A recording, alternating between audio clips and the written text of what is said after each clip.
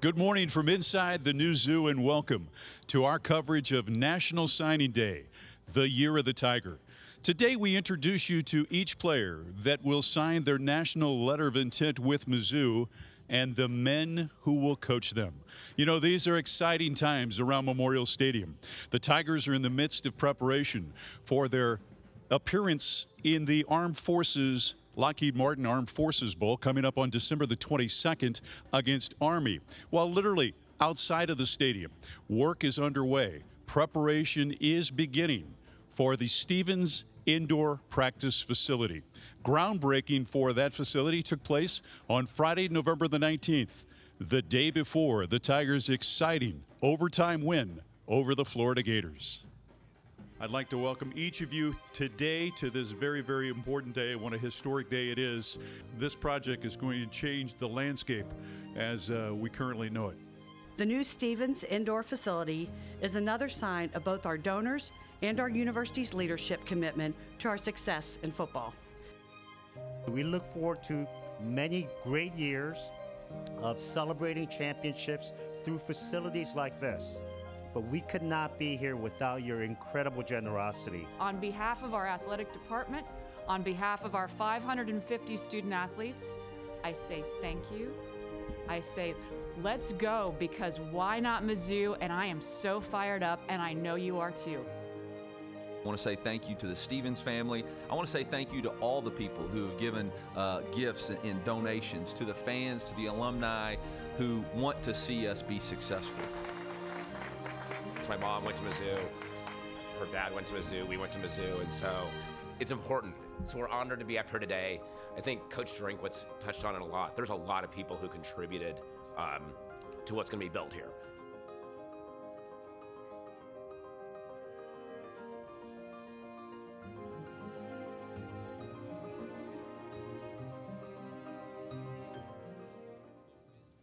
Our thanks to Brad and Rachel Stevens and all the donors that are making that wonderful facility possible.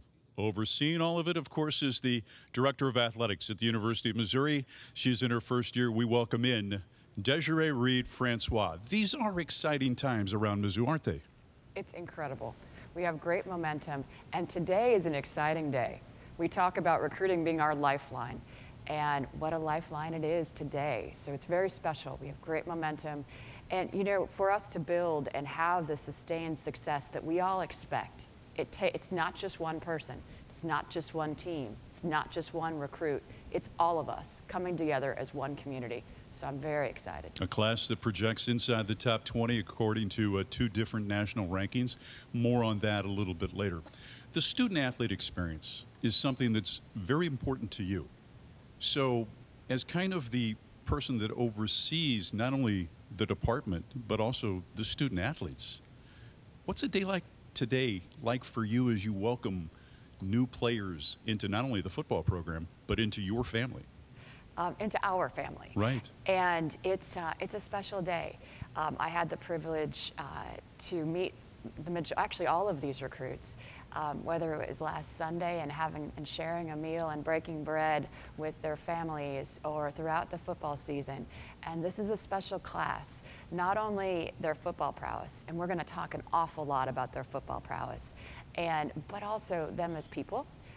Coach Drinkwitz talks about having two dreams. Mm-hmm. And these young men, they have the character that we all expect to represent our great institution, and we know what they can do on the field. So the foundation is here, and we're adding one more layer to be able to drive towards that competitive excellence we all expect.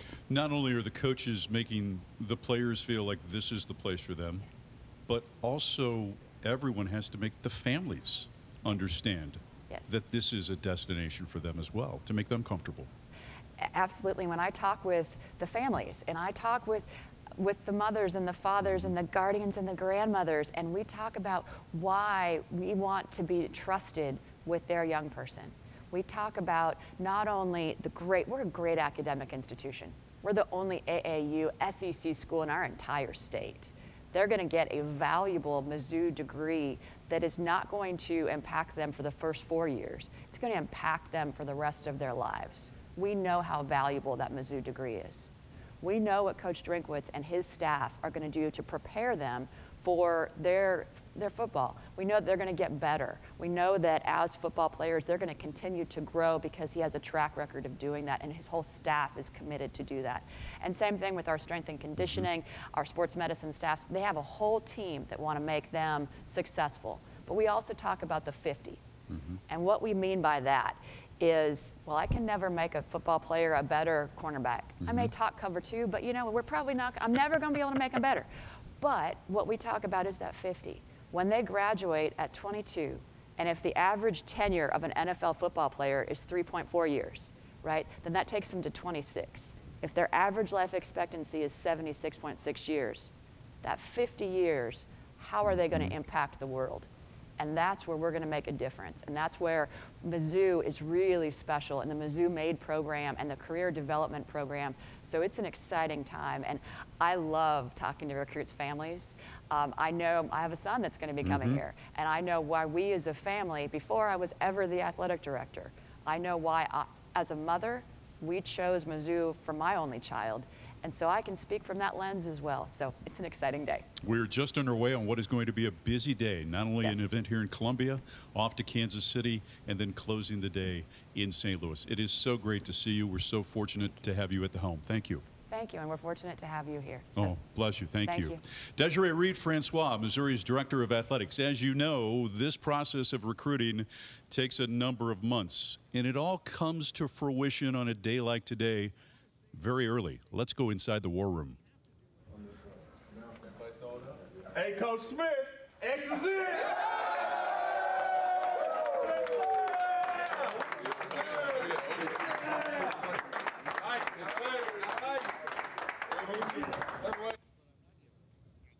There you have it, a snapshot of just one of the many signings that will come in to the offices here at Mizzou today. I'm Mike Kelly, the voice of the Tigers. Pleasure to welcome in the linebackers coach at Mizzou, DJ Smith. It's great to see you. How we doing? Good morning. Well, we're doing good. We're going to talk about a player here in a moment. Okay, gotcha. But what is a day like this? How does this go for you? What are your emotions like today? You know, no sleep, of course. Nerves, late night calls, late night texts. You know, just crossing all the T's, dotting all the I's, and just making sure everything's ready to go. You know, we wake up bright and early here about 4:30, 5 o'clock a.m. in the morning, just waiting on those phone calls, waiting on those texts, and waiting for things to get rolling. Xavier Simmons is a young man we're going to talk about. His paperwork came in very early. Yes. 6'3", 225-pound linebacker from Greensboro, North Carolina. Yes, sir. Yes, sir, from North Carolina. We got him all the way from the East Coast. Great young man, tremendous family. He's going to be an anchor for us here in the middle of our defense for the Missouri Tigers. Really excited about him. Like I said, he's a big kid, runs fast, hits hard. Like I said, great young man, high football IQ, loves the game of football. You obviously have got roots in North Carolina. Yes. You know, played there in college at App State. How did you come upon Xavier Simmons? Just out on the trail recruiting. I know going back to the 2020 season, back when, you know, when COVID hit, right before we could go out, right before we everything shut down, and we were able to go out a little bit in the month of January and a little bit of February. Definitely came across this young man. I mean, I love this film from the minute he popped off the tape for me. And I went to Coach Drink. I said, Coach, it's going to be a hard get, but I'm going to grind away. You know, about a year and a half talking with his dad, Sharon, his mother, Amy, and the high school coach. Just was able to get it done and, you know, just building that relationship over time. And I know he was originally committed to Virginia Tech, but we were able to, you know, to mend that deal a little bit. And with our relationship and just growing and just, you know, just keep building a strong relationship and strong bond, we were able to get him to turn his commitment to the University of Missouri. Let's take a look at some of that tape that where he just pops off at. As we get a chance to look at the young man Xavier Simmons from Greensboro, North Carolina. What stands out about this? What's the first thing you notice when you watch him? First thing is physicality, you know, playing in the backfield, tackles for loss. You know, everything we love to do from a defense is all about playing downhill and playing on other teams' line of scrimmage, and just, you know, tackles for loss. You know, and big plays on the quarterback, big plays on the football, and, you know, just that team speed. You can see here, he's running the ball. I was actually at this game. He's also a two-way player, had about almost 600 yards of offense and about 8 touchdowns as well his senior year at the running back position. So, you know, he's an all-around talent. He can do a lot of things. He's got some giddy up, too. Oh, yeah, Coach. He's a breakaway speed. He can run. He can run. He's a big kid, strong, fast, athletic, and can run to the football. Where do you project him within the system? I mean, he's got great size at 6'3" and 225, and I imagine there's probably the possibility to put another 25 pounds on him. No. I would love, Okay. whatever the defensive scheme that Coach Wilkes wants to see him as a fit. But he's a 4-down player for us. Okay. And when I say 4 downs, he can play on 3rd down as well as special teams with his size, speed, and athleticism. He can never come off the So field. you see him more on the outside. Yes, sir. Yeah. Outside, inside, he can play both. What kind of person is he? What do you learn about these young guys when you start? Again, this is a 1.5-year process, so you're getting to know these individuals. Right. So where do you start understanding the makeup and the character of a young man like this? I think it was early in the process and just his seriousness and his approach to the game. I think every time we talked, he was either working out or just finishing a workout. So for a young man to say, he wasn't really into all the glitz and the glams of, the recruiting world, but he's just about business. He's about his work. And he's love for his teammates, just always was around his teammates, always working out with the guys.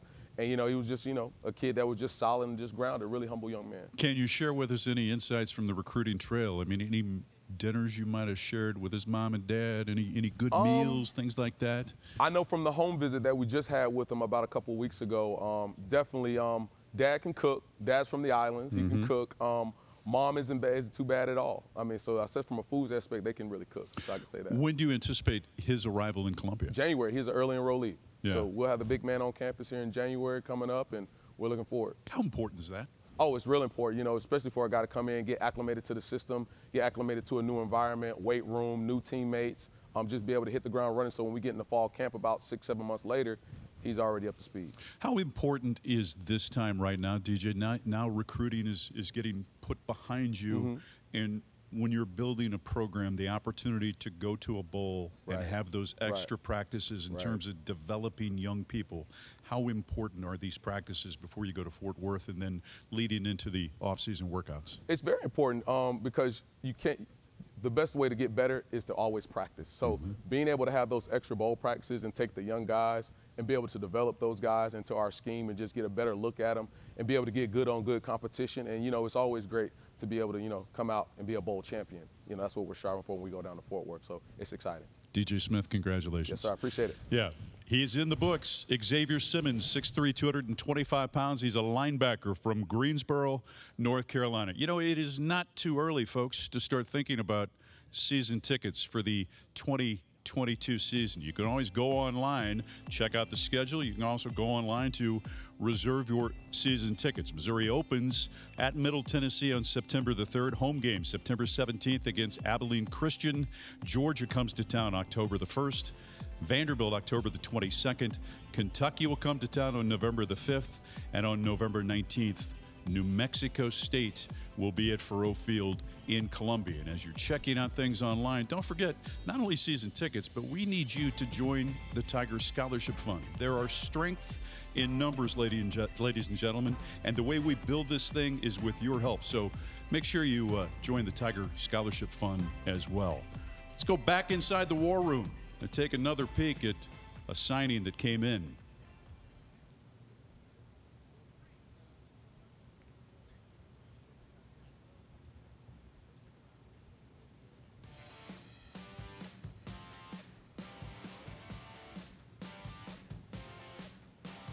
Delivering the news that Isaac Thompson from St. Louis University High School in St. Louis is now a Missouri Tiger. 6'2", 205. He is a defensive back.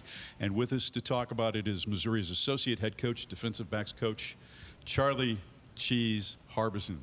I love always seeing you because the smile is always ear to ear. Well, that's a blessing the Lord gave me, and I'm thankful so much for that. Yeah, as we all are. And, this is an exciting time, as we've been talking about. Isaac Thompson, first thing that stands out about this young man is what? Smart. He loves the game.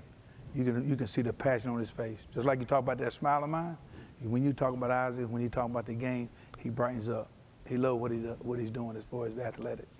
Another guy from in-state to be able to seal the borders and get him to come just a couple hours to the west and become a Missouri Tiger. When did you first learn about Isaac Thompson? I first learned about Isaac when I came here with Coach Drink. They were talking about the talent in the state of Missouri and also in St. Louis, and we started watching him.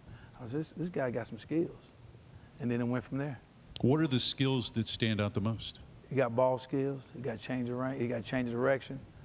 He comes down from the post, and he's a two-way player. He also plays receiver. And a little bit this year, he had some carries in the backfield. So when you get an athlete that can do those things, you got something special. Because in my prior years coaching, a lot of the safeties I had play both ways. So that way, he got both sides of the ball. He got ball skill, change direction, and vision. Take me inside that evaluation process a little bit, and the grading that takes place, if you will. I use grading, but it's an evaluation. As you're looking at defensive backs, and obviously speed comes into play, size comes into play, but kind of rank for us the things you look at as you're evaluating a young man. Well, change direction, okay, number one. Number two, also the fact that ball skills, and what kind of range do he have, you know what I'm saying? And also, he expanded vision, formation red, because you got to take a snapshot. If it splits tight, it splits wide, and all that plays in part of before the ball turn over, and the passion. If you have passion for the game, you know you got it because you got talent. You don't practice hard, you don't play hard. You're just a guy. Yeah, one of the things that the rankings don't take into account is what's in here, Absolutely. what's in his heart. And the character of a kid. Right, exactly. The character of a young man. Yeah, we'll get into that in just a second. Let's introduce Mizzou Nation to the defensive back from St. Louis University High School, Isaac Thompson, who's now a Missouri Tiger.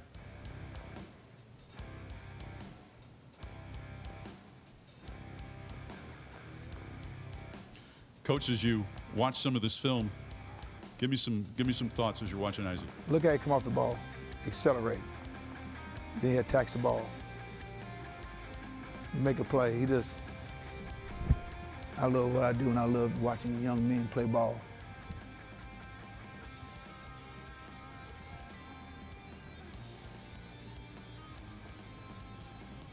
Adjusting for the ball. Some young men can't adjust. He can adjust. That's where the vision come in. Breaking on the ball, high pointing the ball.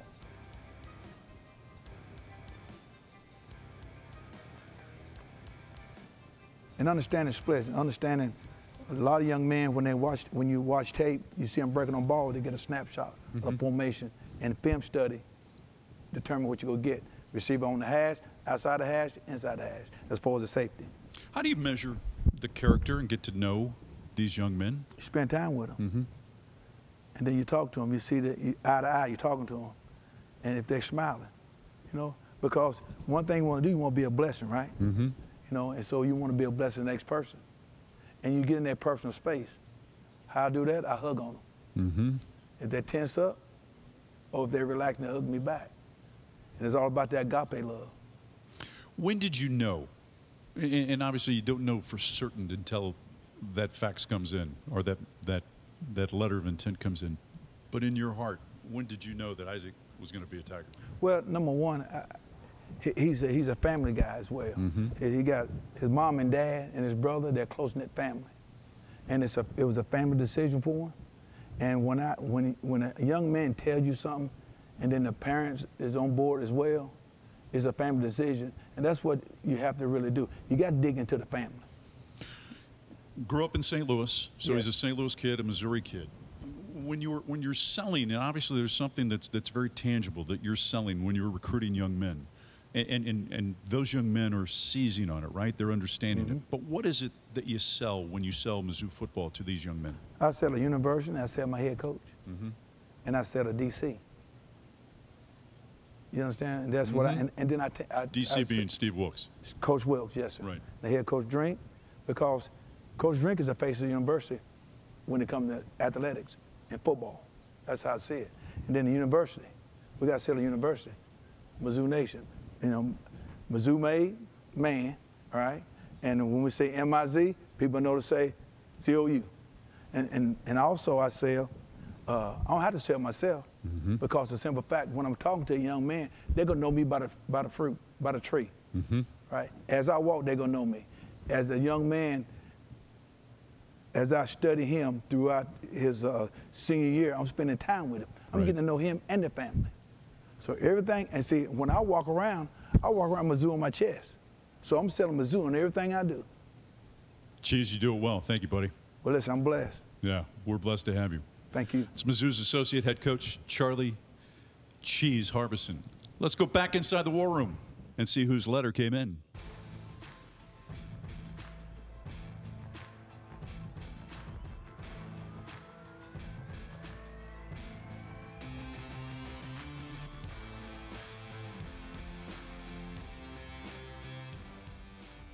You see Curtis Looper put a name up on the board. That means it must be a running back, and it is Tavoris Jones, 5'10", 195. He is out of El Paso, Texas. And a guy who knows a little bit about the state of Texas is with us now. Mizzou's running backs coach, Curtis Looper. It's great to see you. Thank you. Great to see you, Mike. So what was that moment like, putting that name up on the board? Oh, it's always a culmination of a lot of hard work and a combination of a lot of things. So it's an exciting time for us, an exciting time for Tavares and his family. What are some of the things that we don't talk about when it comes to recruiting in terms of those things that come together to ultimately put together a class like we're going to introduce today? Yeah, a lot of times you may get one or two people get specifically appreciated or recognized for recruiting a young man, but it's a collaborative effort. It takes this entire building. I mean, everyone touches them when they're here. You know, from the janitors that help us in this building to the president of the university. So everyone touches them and everyone shares our same vision. So there's a lot of people that we could say thank you to. Well, and when you get them here, the facilities speak for themselves, don't they? Yes, absolutely. And the fact that we're the only FBS school in the state of Missouri. That has a lot to do with when kids pick this university. Got a lot to talk about over the next couple of minutes, but let's go ahead and take a look at some of the highlights of Tavoris Jones. Again, he's the running back from El Paso, Texas, signed this morning, 5'10", 195 pounds, and we'll roll the tape here momentarily as we are visiting with Curtis Looper, Missouri's running backs coach, who grew up in the state of Texas. So there's some good running backs historically that come out of the state. Absolutely. There's a lot of great ones this year. Tavares is from Burgess High School in El Paso. So not a lot of people go out to El Paso, but we did. Aaron Jones, who plays for the Green Bay Packers, is from El Paso and actually went to Tavares' high school. So and he knows him very well. So there is some tradition there. You know, Tavares is a phenomenal running back. He averaged 10 yards per carry in his career, and 12 yards per carry this year. So he's explosive, and that's one of the first things we look for. And you see him here. He caught over 70 footballs in the last 2 years. So he has some. You're going to hear Tyler Beatty's name thrown around a lot, but he has some of those dual threat, if you will, skills where he can run the football, he can make you miss, he can catch the football, and as you can see, he can pick him up and put him down. He's fast.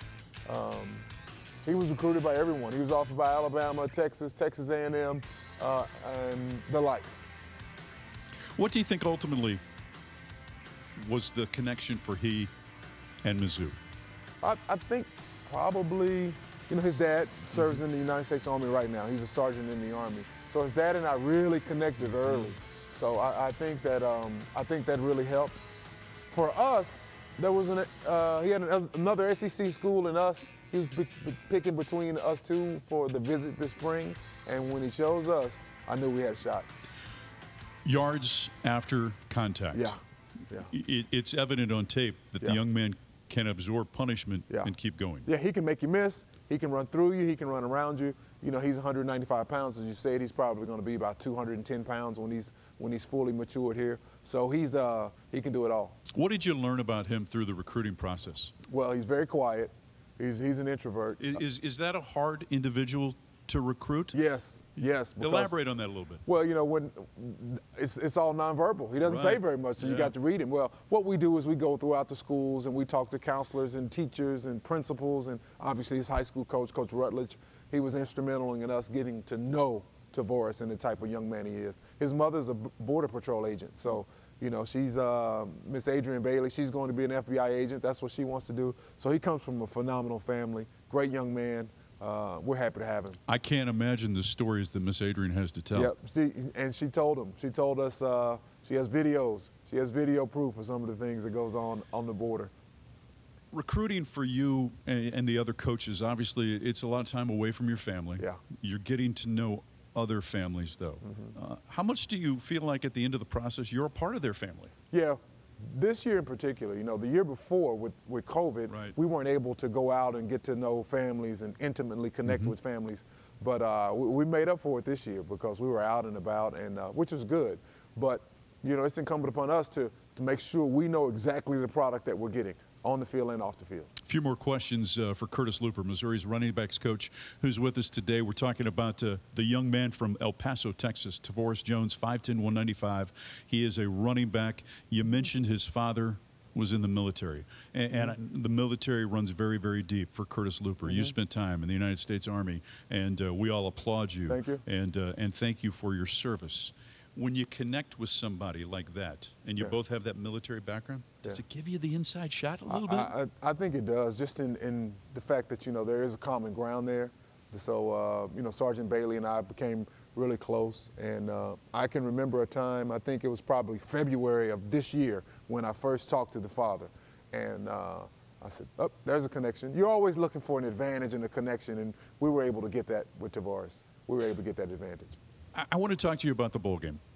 We're going to a place you're somewhat familiar with. Yeah. Although we'll be on the visitor sideline. I was on the home sideline for 7 years, so we'll be on the visitor sideline. But going back to Fort Worth. Yeah. Is this special for you? Very special, very special. You know, I'm a native Texan, graduated high school in Texas, coached at a lot of schools in Texas, coached high school in Texas, and obviously spent 7 years at TCU on the opposite sideline, and we're playing Army. So I wasn't a West Point cadet, but, you know, I've spent 4 years in the United States Army. So it's just, it'll be a very special week, I think. I want to tell the story just quickly about your son, and this is the second time that you've had the opportunity to be on staff where your son is playing. When you talk about a family affair for the Looper family, this is really a family affair at Mizzou. Absolutely, absolutely. You know, never can you manipulate time and move things around, but you know, able to spend an additional 4 years with my son, that's essentially manipulating time a little bit. So we cherish every moment. How's he doing, by the way? Doing great. Yeah. Doing great. Yeah, I had a hamstring at the end of the season, missed the last 3 or 4 games. He'll be back. And I think between he and I, it'll be about 30 tickets or so we'll have to come up with. And your daughter got a chance to play in the NCAA tournament in volleyball. Yep, made it to the Sweet 16 her freshman year. So it's been a great year. And I think we need this bowl bonus for Christmas gifts. I think so. They got a big Christmas list. Curtis Looper, before we let you go, give us one more thought on the running back who is now a Tiger, Tavoris Jones. Well, you know, we say this, is that running back is one of the easiest positions to play in college football early, because your natural talent can take over. Physically, it's a tough position, but mentally it isn't. So we call him T-Man now. That's his nickname, T-Man. That's what they call him. That's what we'll look for T-Man to get some activity early. We'll see if he can handle it. I think he may be able to. Loop, it's great to see you. Thank you. Thank you, sir. That is Missouri's running backs coach, Curtis Looper. Let's take a look at the schedule. Again, it's not too early, folks, to be thinking about season tickets for Mizzou football. You can go online to mutigers.com. If you prefer the phone, it's 1-800-CAT-PAWS. Tigers open up September the 3rd at Middle Tennessee, but at home against Abilene Christian on the 17th of September. Georgia comes to town on October the 1st. Vanderbilt, October the 22nd. November the 5th with the Kentucky Wildcats. And then New Mexico State and Arkansas close the home portion of the schedule on November the 19th and also November the 26th. And we can't say this enough. If you're buying tickets, you should also be a member of the Tiger Scholarship Fund. Strength in numbers. We need you to be a part of TSF as well. Well, you're seeing a lot of graphics. One that's on the screen. You've seen it behind us. The young lady that's responsible for a number of those graphics is Alex McMurtry, who joins us now. Welcome. Hi, Great how to are you? see you. Thank you. So when does the process begin for you? Because you just don't, in a short amount of time, develop graphics for a production like this, or also for Twitter and other social media initiatives. So when does the process begin, and how long does it take? Time-wise, it's hard to land on something really specific, because sometimes things come to you really quickly, and you could get it on your first try. Sometimes you spend a week on something, but a lot of times, being a creative person, you are seeing things around you. You could be driving down the road and see a billboard, something that inspires you, that that you take and implement in your own way, in your own unique way into what you do for a living. So as far as, things that we do here at Mizzou, we have a really great team here, and we're constantly bouncing feedback off each other and showing each other things that we see that maybe others don't see. We share stuff all the time that inspires us, and then it kind of just develops from there. Yeah, you mentioned team. It is a collaborative effort, isn't it? And it's not only just with your team, it's also with the coaches, Brett Whitesides, and everyone involved in football. Absolutely. So elaborate on the impact that they'll have in terms of, things that they'll see and ideas that they might have. They definitely have a big impact. We have an open door in our office, so they stop by all the time with things that they see and things that they want to promote, really unique stats that come across our desks and we want to make a graphic for. So they impact us every day, constantly having to adapt because, we could be working on one thing and they come in and they, want something they want to send to a specific recruit or get on our social channels. And then we just take it from there and take their idea and create something really unique that we can then push from there. One of the initiatives that you took on this season with the football team that really gave fans an insight to the makeup and the interests of the players was Show Me Your Stripes. Let's talk a little bit about that and the origin. Where did that come from? So it was, with the whole NIL thing, that's opened up so many doors and opportunities for our student athletes. So it was an opportunity for us to get something that's really unique to Mizzou and, be able to show our student athletes, who they are beyond, like we like to say, the stripes they wear beyond the field. Right. So it really, humanizes them, shows fans their personalities and what they like and their interests. And we just really wanted to be able to promote them in their own unique way, specific to them. So we met with multiple of them, asked them what their interests were, and really dug deep on what that one or two unique things was that made them who they were. And then we took that from there and showed that in photography and videography, and even we turned it into a magazine, and the words that you're going to read in that magazine are actually from them, like they wrote it themselves, so you can really hear their voice in them, and that's what makes it it's all about them, so to speak. So. Alex, thank you. Continue the great work. Thank you very That's much. Alex McMurtry. It's time now to go back inside the war room and see whose letter has arrived.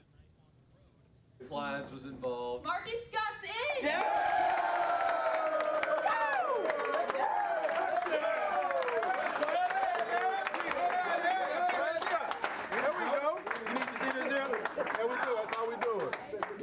H-Town's finest. Here we go. That means that Marcus Scott is now a Missouri Tiger. He is a native of Conroe, Texas, 6'2", 170-pound defensive back.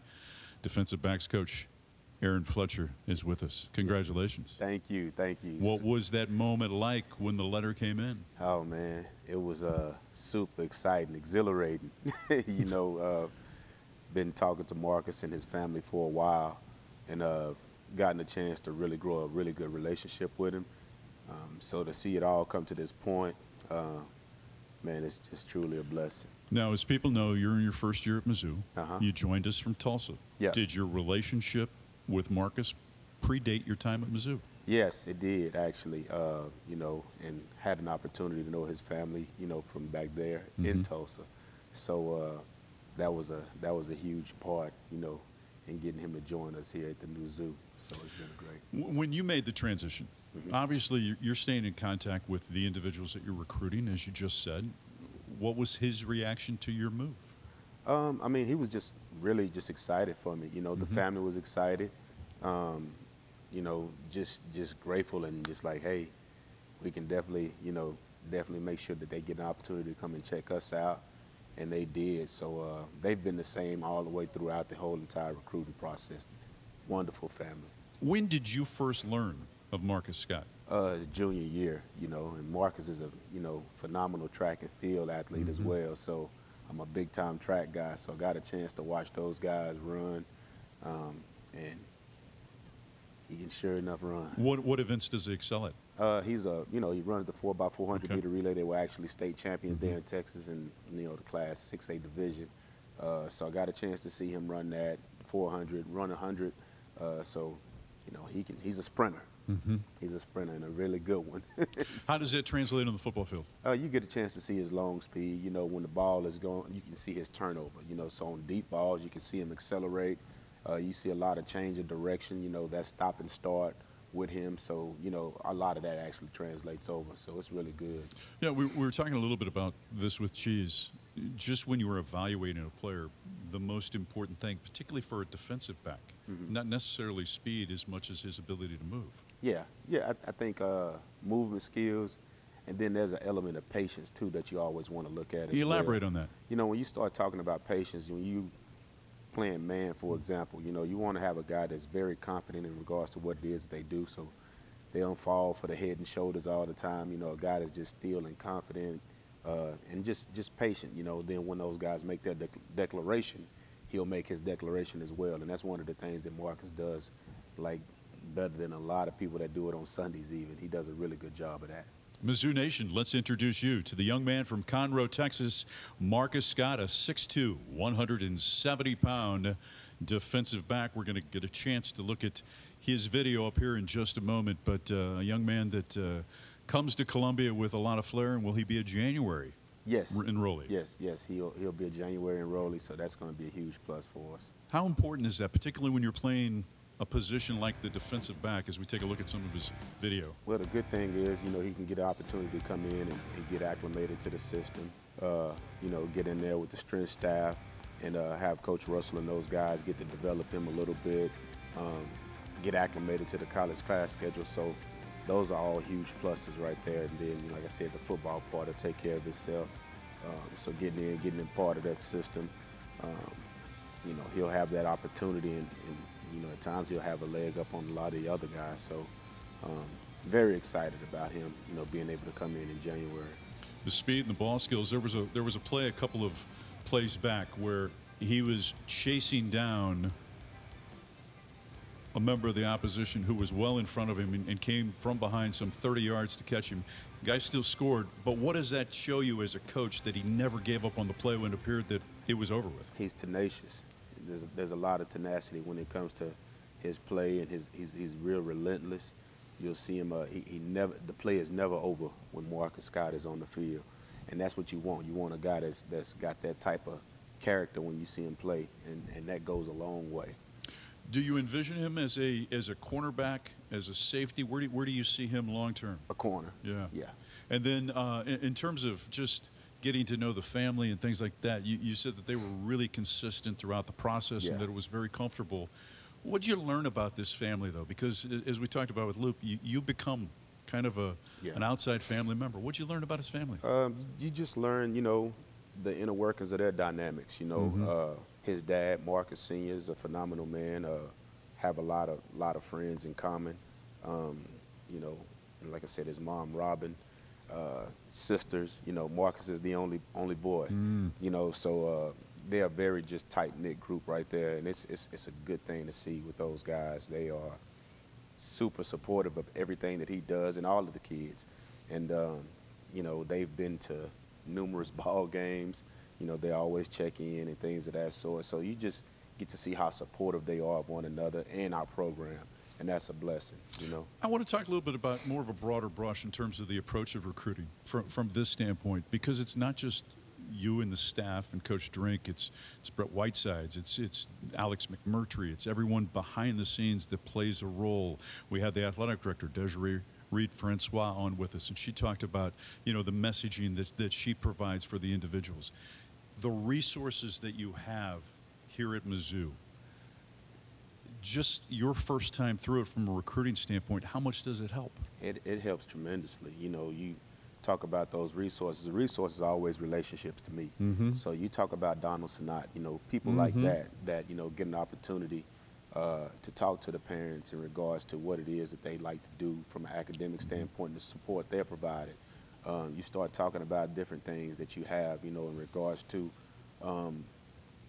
you know, the mental health support that you can have, you know. So that's one of the things that we never really talk about, but it's something that we have that's a huge advantage as well, you know. You got, you know, guys like Dr. Brown, you know, those people that are involved in the athletic department. So with that being said, that helps those young people and the parents ease their mind in regards to the transition from high school to college. And, you know, that I like to call it that social maturation is one of those things. We always talk about the degree. We talk about here chasing two dreams, you know, getting your degree and having that opportunity to go play on the next level in regards to football. And then in between that also is that there is the social maturation part of it. And we have those resources and relationships across the street over at the MATC that helps those young people as well. It also helps the parents, you know, ease their mind in regards to that transition. So this is huge. One final thought. How do you get a feel and a comfort level on a young man's character? I think it comes from investment. I don't think you can do anything and just be surface with them. I think one of my old mentors used to say, your kids are your testimony. And I think it comes from having a relationship with prior student athletes as well. You know, whether it be people on campus or outside, you know, how you are in the community, all of those different dynamics. Funny thing about recruiting is people will a lot of times say the same things. You know, there's a scripture that says, you know a tree by the fruit that it bears. And I think that's one of the primary things, you know, you don't know a tree until you can see how it's rooted. You know what I mean? I know exactly what you mean. So I think when you're able to get below the surface and really dig down deep, that shows exactly who they are, and it shows who you are as well. Aaron, thank you. Appreciate your time. Appreciate you, man. Missouri's defensive backs coach, Aaron Fletcher, is with us, and it's time to go back inside the war room. Let's take another peek and see whose letter has arrived. Coach Johnson, you got another one.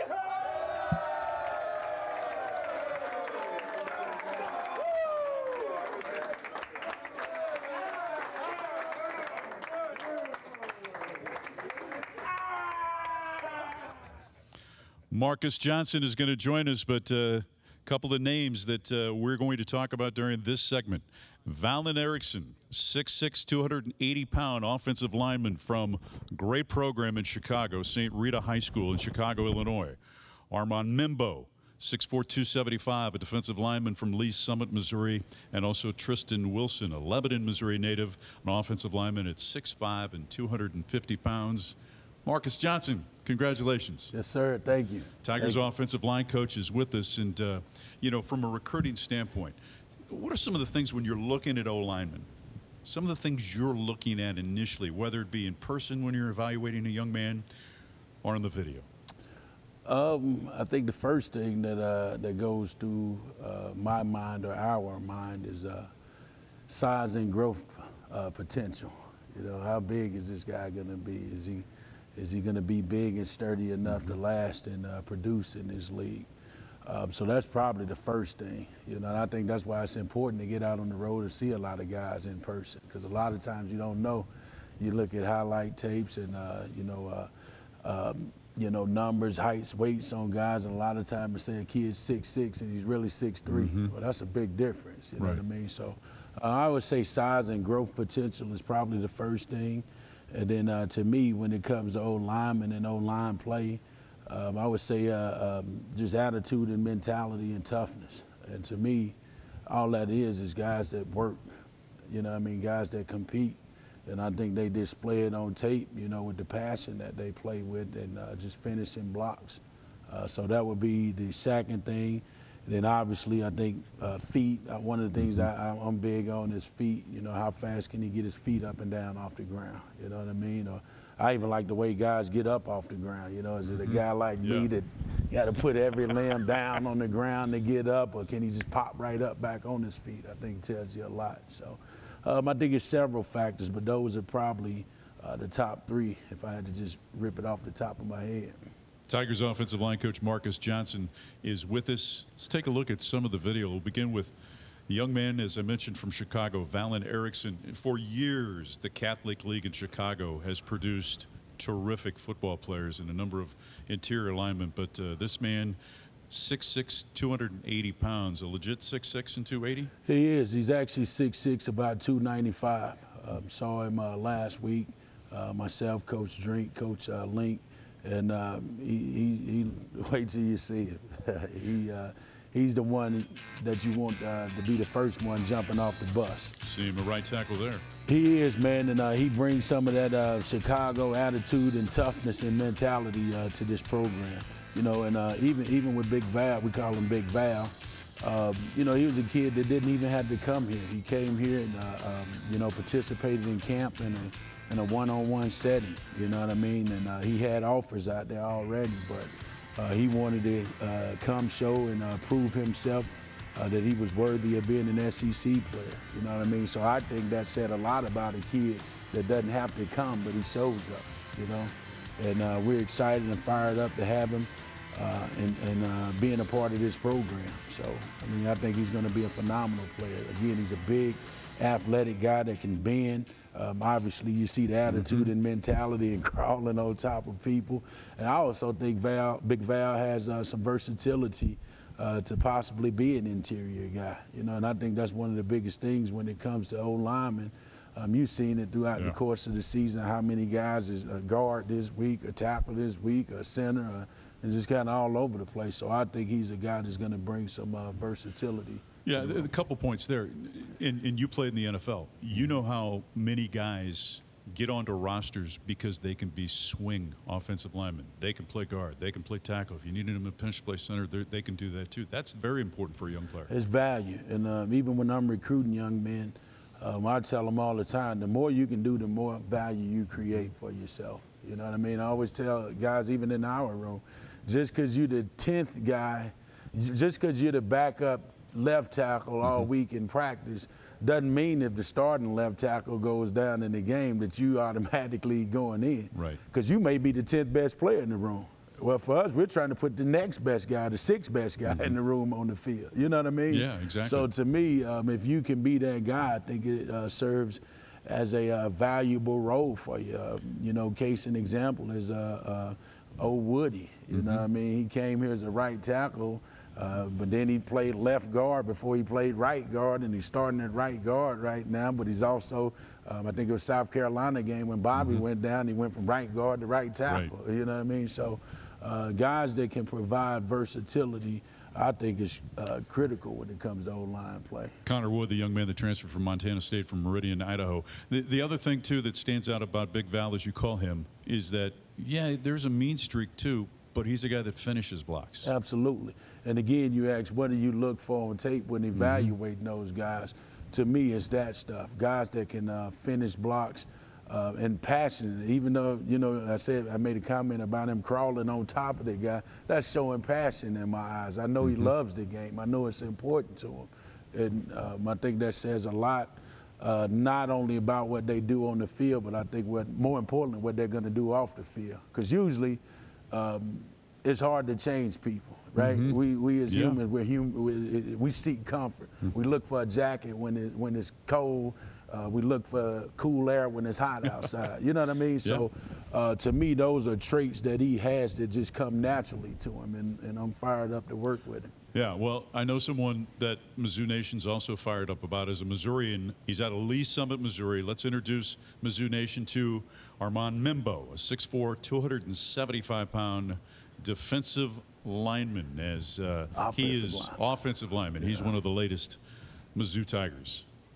As we look at his graphic behind us here on set, we're going to get a chance to look at his video. But before we look at the video, just again, what jumps out, Coach? I think this is a guy.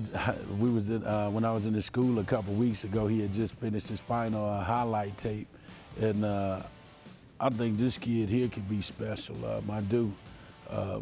You're going to see him block guys 20 and 30 yards down the field, and again, you talk about finishing blocks is a very impressive senior tape, in my opinion.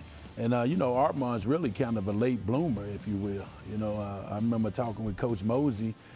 You know, he was just kind of a kid that played football because his friends played football and really wasn't even noticed in the football program. Then all of a sudden puberty hits and he walks in and it's like, who is this guy? Where has he been?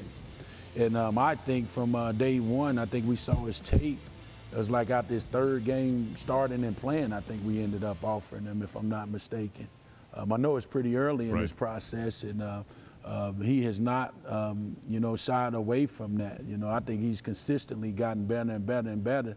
And not only that, he was a guy that played left guard that started out, and then he played right tackle and had great success at right tackle this year for his program. So again, you're talking another guy that has some versatility to him, that has attitude and mentality to him, in which I'm fired up about. The third member of this class, the offensive lineman we want to talk about, is from Lebanon, Missouri. Tristan Wilson. He's 6'5", 250 pound, an offensive lineman. We're going to take a look at his video. But when did you meet Tristan? And tell me about that encounter. Obviously the whole COVID thing put a lot on hold. But once they were able to open it up in June, was our first time visiting with him. And, he was an intriguing prospect when we first saw him. And I know I had conversations. I think my first time talking to him was in like January after his junior year. And one of the things about me, I believe in being honest with guys. And one of the things I told them why we was hesitant on offering him is because he's in a unique offense. You know what I mean? Elaborate on that. What's unique about the offense? They wing T, triple option stuff. A lot of down blocks, which is tough to see his feet. He doesn't do a lot of pass sets. But the one thing consistently that you see out of this young man is, again, attitude and mentality. I think he does a great job in playing with leverage in a flat back position and finishing guys in the dirt. One of the other things I tell you that intrigued me that we ended up offering him because was actually a basketball clip. He plays basketball for Lebanon, and one of the things I saw of him was him playing defense, which is like pass pro, right? You get to see his lateral movement in his feet. And there was this one kid out on the perimeter, bouncing with the ball going in his legs, and the kid tried to shake him up, but you see great feet on him. He's able to sit his hips down and stay square, and he ends up blocking the shot, which ended up being a big time play in the game and why they won. And that was one of the biggest things that told me, all right, this dude can pass block, just because I saw his feet on the basketball court, which you don't get to see from his football program, just because they do things a little different, if that makes sense. It does. Marcus, thank you. Congratulations. That is Missouri's offensive line coach, Marcus Johnson, with us here on the Year of the Tiger inside the Mizzou. I'm Mike Kelly. Boy, it's been a quick hour so far. Let's recap kind of where we are. We began things today with Xavier Simmons, a linebacker out of Greensboro, North Carolina, 6'3" and 225 pounds. Isaac Thompson is a defensive back from University High School in St. Louis, 6'2", 205 pounds. Tavares Jones, talented running back out of El Paso, Texas, 5'10", 195 pounds. A defensive back from Conroe, Texas, Marcus Scott, 6'2", 170 pounds. Valen Erickson out of St. Rita High School in Chicago, 6'6", 280, an offensive lineman. An offensive lineman from Lee Summit, Missouri, Armand Mimbo. He's 6'4", 275 pounds. And the last player we talked about with Marcus Jones was the Lebanon, Missouri native, Tristan Wilson, 6'5", 250 pounds. 7 players in the fold, 7 new Tigers. And we're excited about what hour number 2 will bring with us. But we bring into the conversation a guy who serves a couple of different roles. Bush Hamden, wide receivers and quarterbacks coach. How are you? Good, Mike. How you doing, man? I'm well. What's a day like this? What's it like for you and for your fellow coaches? Yeah, I think it's a good reflection day. You think about the amount of work that is put into developing the relationships and really how long ago it started. I think for a lot of us, this class in particular probably started pretty close to the day we got here. And so just thankful for the trust and the relationships that have been built. Certainly the work, not only, I guess we're fortunate enough to get some of the credit as the assistant coaches, but just our support staff and the tremendous, job they've done with the visits and the families. And so just blessed to be where we're at. You mentioned building the relationship and the amount of time effort and really care that goes into that. For you, and every individual is different. How do you go about that process? Yeah, I think, you know, there's got to be, first off, mutual interest on both sides, as you know, and I think maybe it comes across as, hey, there's the aspect of the sell, but really I think when your energy goes towards a certain prospect and, you know, you certainly believe, you can see the vision for them, if they're willing to put the work in, that they'll have the success at the school you're at, I think that's huge. And I think with, you know, the 3-4 players that we've signed at the receiver position and the quarterback position, really believe that there was a great opportunity for them, a huge need for them. And so I think it always starts there. So there is a letter that's in the fold, young man from Sewanee, Georgia, that everyone is excited about. He's a quarterback at 6'4", 190 pounds currently. Also a terrific baseball player. Correct. Sam Horn has appeared on the screen behind us. Yeah, you know, can't say enough about Sam. Obviously, the accolades. You're talking about a top 10 quarterback in the nation. You're talking about somebody that has thrown for over 7,500 yards in his high school career. But I think the biggest thing, you know, that people are going to be impressed with is the athleticism piece. You know, I think fortunate enough to watch him about 2 weeks ago, and certainly can make all the throws, but his ability to extend plays, his ability to run the football, his physicality certainly jumps out as well. And so I just think from a top end, everybody knows what this kid can do from a stats standpoint, and I just think intangibles through the roof. And I think more and more as you evaluate these quarterbacks, from the amount of pressure they're under, the day they step on campus, this is a guy that you can tell, man. I think he drives like a 1991 old school minivan. His players gravitate to him. He takes his offensive line to dinner as much as he can. He's just a tremendous kid, and we're excited about him. I remember when Chase Daniel signed with Mizzou, and one of the things that was talked about when he came out of South Lake Carroll was, this is a young man that studied to be a quarterback from the time he was at a very young age. Right. And so he was very prepared in terms of his ability to handle anything right. that was thrown at him at a very young age. Right. Where is Sam in regards to that? Yeah, we think pretty close. You know, Yeah. we think he's right there. He comes from an unbelievable high school program. We were able to sit in literally about 10 days ago in an offensive meeting, and the things they were talking about, we certainly believe, you know, project to the next level. And so I think that's the biggest thing at this position. Obviously, there's the skill set, but it goes back to the intangibles. You know, is that quarterback going to have that drive to prepare like the starter from the day he gets there? Does he love football? And those are all things we really believe we have in Sam. I've been told that there's another letter and another player that we can now bring into the Mizzou fold. He is a young man from Baldwin, Missouri, played at Parkway West, a Longhorn of Parkway West. Wide receiver at 6'3" and 190 pounds, Jamarian Wayne. Tell me about Jamarian Wayne, Coach. Yeah, he's a guy that I feel like I've been recruiting for about 7 years now, so he feels like family. You know, certainly from the day we put him on, I think the big word was versatility. You know, it was almost not sure what position was going to match this guy, you know, but we just thought upside, we thought versatility. He's a guy that's played Wildcat quarterback at the receiver position, has the length and the ability to go up and make plays, and then even plays defense, you know, and on defense looks very good at the safety position. So I believe in this guy, man, in a big way. I think he doesn't even know yet what potentially he can become here at Missouri, and we are just thrilled to have this guy and get ready to develop him.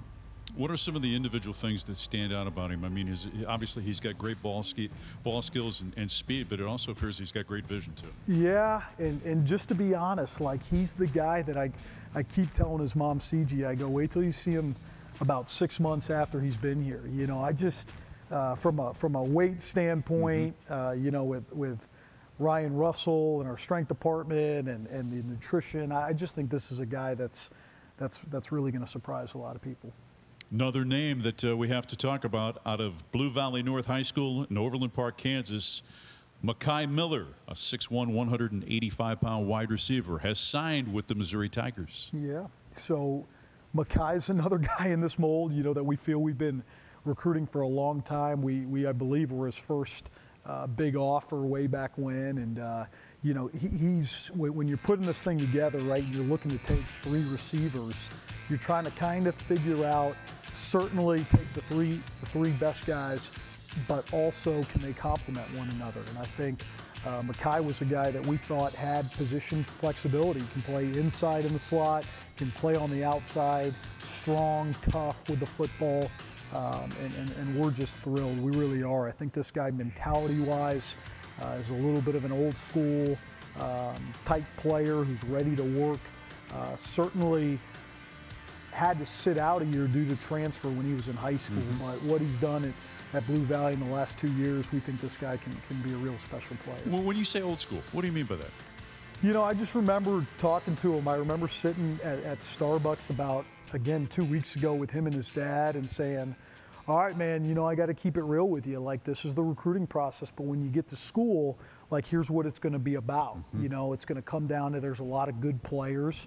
It's going to come down to how bad you want it, the details, knowing the system. And I remember driving home from Kansas City and his dad texted me and going, man, the kid left Starbucks and he went straight to the field to get some throwing in, you know. And so I think he's got that kind of itch to be great, that passion for the game, and we're excited about it. It is now official that the #1 wide receiver in America, according to several rankings, Luther Burden III out of East St. Louis, Illinois, at 6'1", 200 pounds, is now officially Bush Hamden, a Missouri Tiger. Congratulations, brother. Thanks, man. I appreciate it. And yeah, I mean, I think the two things there is, you know, the first thing I would say is anytime you sign a player like this, just the amount of work from so many different people that go into it, and building that relationship and making it all work. I think the second thing too is I just remember the first time I actually met Luther and got in front of him, just going like, what a kind, awesome young man, you know. And I think that gets lost in all this, and how you go and how you deal with all the media and all the awards and all that, and still show humility. And they're still the type of high school teammate he was to those kids, I think was tremendous. So obviously, this is a guy that I remember watching this first game with my wife, you know, and we're just sitting there kind of following it on the phone, and it seemed like every time he touched the ball, something big happened. And so, you know, we've already in 2 years really developed this tradition at East St. Louis High School. We knew coming here the importance of recruiting the state. How cool that we feel, you know, 2 of the 3 guys are top 300 ESPN players. All 3 of them are from the state, and we're excited to get to work with Luther and him to be here early in about 2 weeks. Yeah, we're going to go inside the war room here in just a moment to recapture that moment when the letter came in. But I want to go back to something you said, because I think it's very important, and people need to understand the quality of the young man that Luther Burden III is.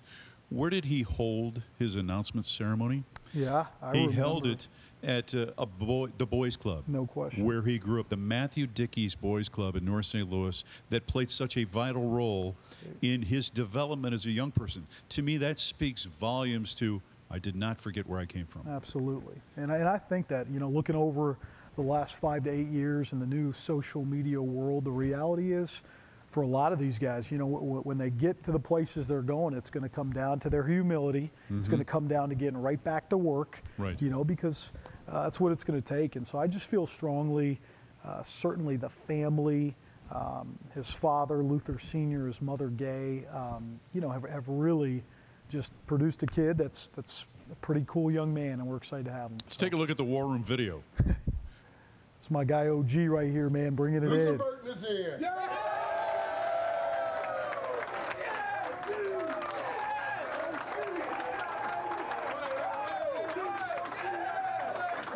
There you are, just a couple of moments ago, and it's so cool. So that moment, right? I mean, that reaction is genuine. Internally, what are the emotions that one goes through when you begin the morning saying, okay, we think we're going to get these. Yeah. But when they finally arrive, and in this case in particular, Luther Burden's paperwork arrives. What do you go through knowing all the effort, time, and investment that everybody has made into this process? Yeah, it's certainly one of those days that I think continues to fill that passion for this profession. You know, I mean, there's so many hard days, as we know, and long nights, and a lot of work and a lot of behind the scenes, if you will, for not only the games but these types of moments. And so I think for everybody, it's one of those special feelings that you remember during those tough days. You know, that keep pushing you, and but just all the work again for so many people to have gotten that done was huge. You might sleep well tonight. I think I will, man. I will. Drink will have us back in. We got practice tomorrow, but I'm certainly going to enjoy the heck out of today. Bush Hamden, congratulations. Thanks, Thank you. Mike. Appreciate you, man. That is Bush Hamden, Missouri's quarterbacks and wide receivers coach. Let's go back inside the war room because we've got more information to reveal to Mizzou Nation. Let's take a peek. Al, you got it, man. Let's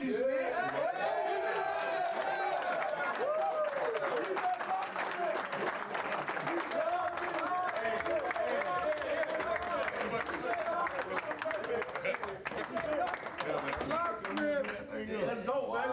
Wow. Trench mob, D-line, zoo.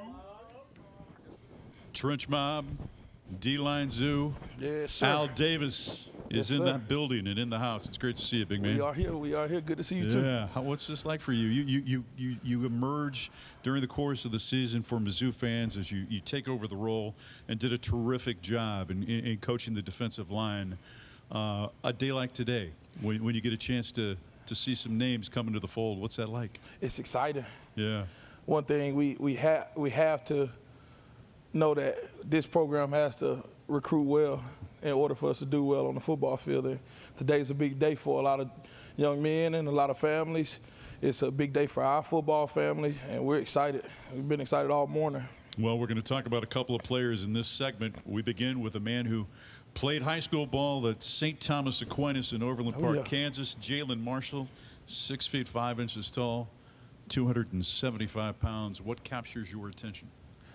I'll tell you this. First of all, is his size. I feel like every time I see him again, he's grown an inch. But as you can see at the point of attack, he got big, long arms. He knows how to use his levers. The movement skills, we do enough of that up front, but you see it right there on film where he's going to be able to stun into those A-gaps from a 3 technique position and make some plays.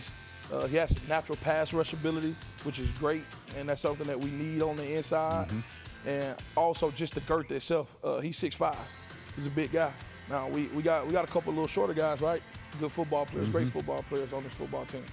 But adding a guy 6'5", 275, 280 pounds, he can play the nose, he can play the 3 technique, play a little bit of 2-eye, and as you can see on the film, he's a dominant guy along the line of scrimmage. Looks like he gets off quick too off the ball. Oh yeah, a lot of twitch. You know, when you're evaluating an interior lineman or a defensive lineman, what are the things you're looking at? One of the first things you want to see is he physical at the point of attack? And that's being able to create that knockback. The ball get off, showing the twitch and the athletic ability, and then his change of direction. Because you want guys, that, especially in a single gap defense, to be able to move. We aren't slugs. We don't play in a 2-gap defense where we play behind blocks. We're a single gap defense. We penetrate, we get up the field. So those movement skills are key.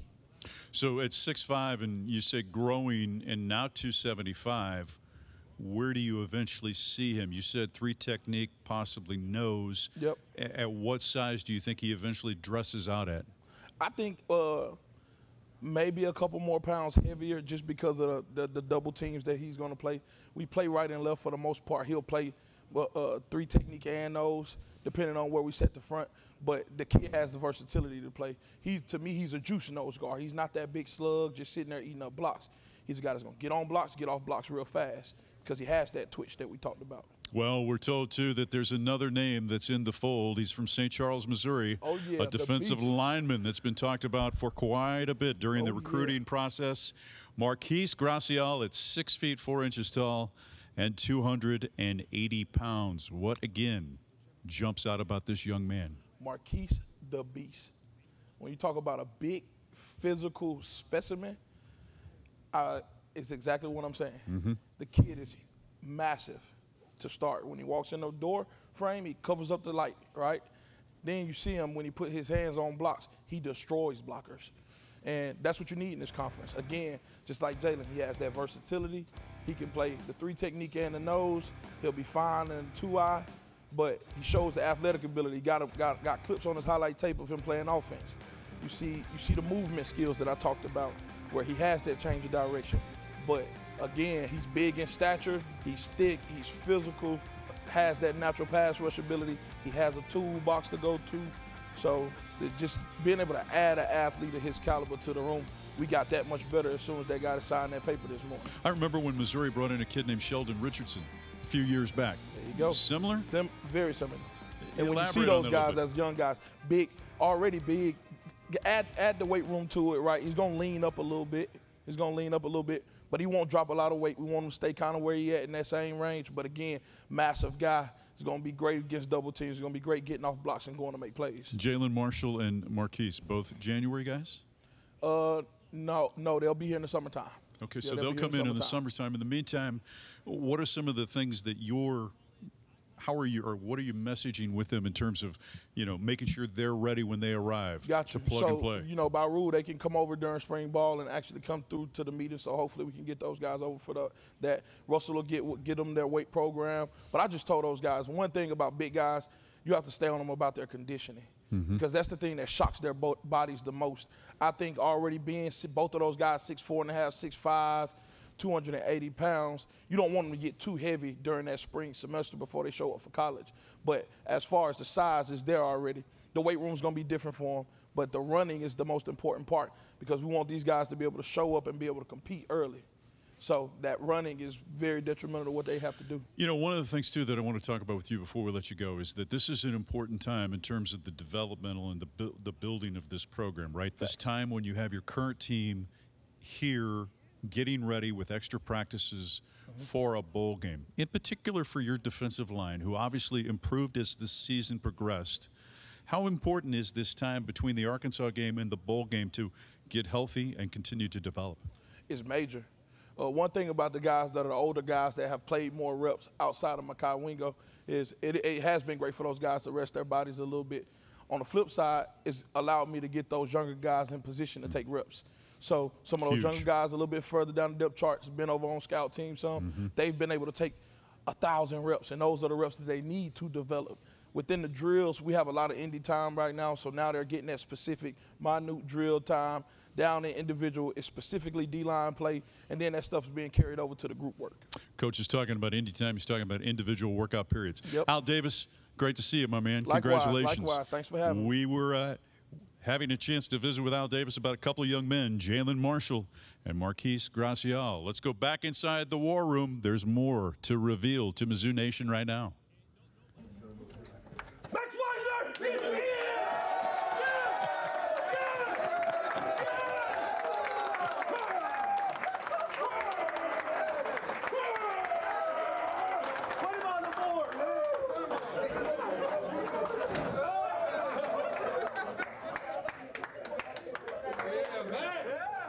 Folks, if you haven't had a chance to meet him, that is Rick Jones, and a special member of this coaching staff and of this department program, if you will, guy who was a long-time successful high school coach in the state of Arkansas. Still has a little bit of enthusiasm in his makeup, Eric Link. He sure does. He's just an exciting guy to be around and just a fountain of knowledge and wisdom. So we're thankful that he's here for sure. Eric Link does a terrific job with Missouri's special teams. He's here today, though, because we're going to talk about a new Tiger, a tight end out of Lee Summit, Missouri. Max Wisner, 6 feet 6 inches tall, 240 pounds. What's the thing that captures your attention when you watch Max Wisner?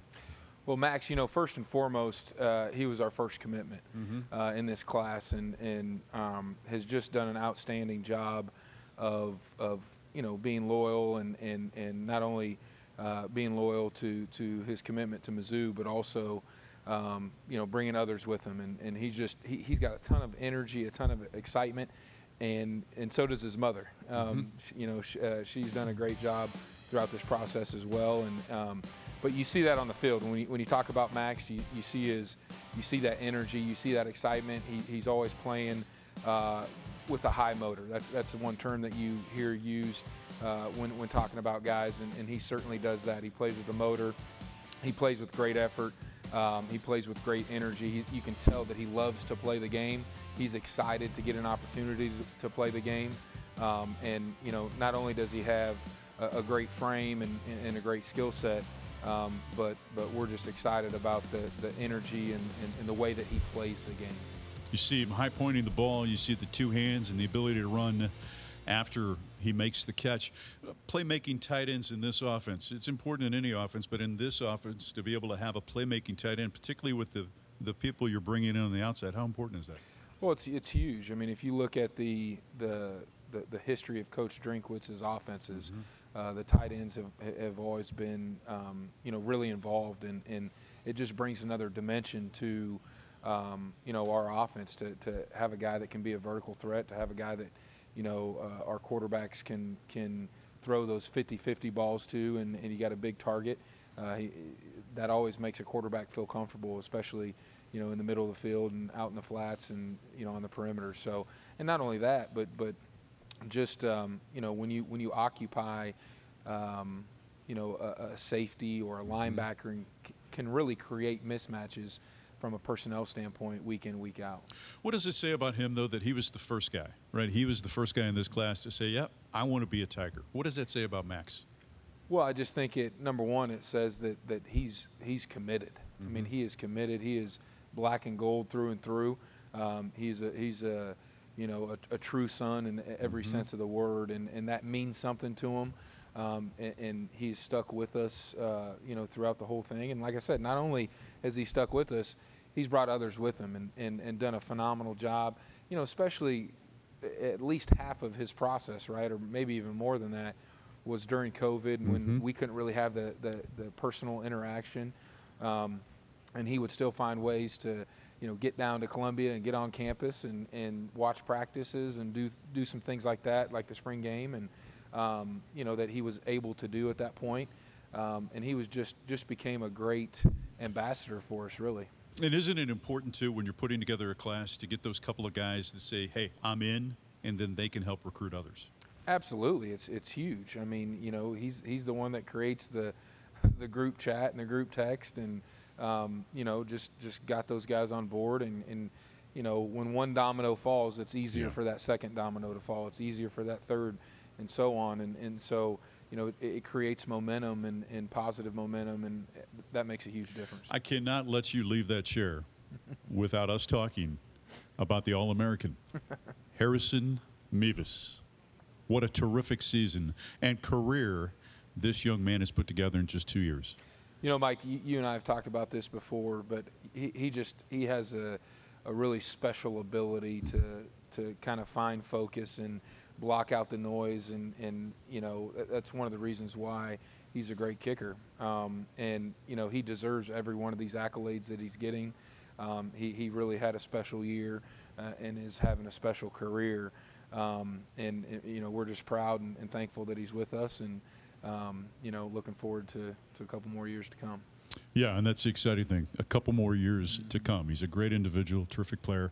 Eric Link, thank you, buddy. It's great to see you. Congratulations. Thanks, Mike. Appreciate it. That is Eric Link, Missouri Special Teams Coordinator. I'm Mike Kelly. This is the year of the Tiger as we are looking at the National Signing Day for the 2021 Letter of Intent for Mizzou football. Why Mizzou? Well, here's some reasons why as we take a look at some of the things that have taken place.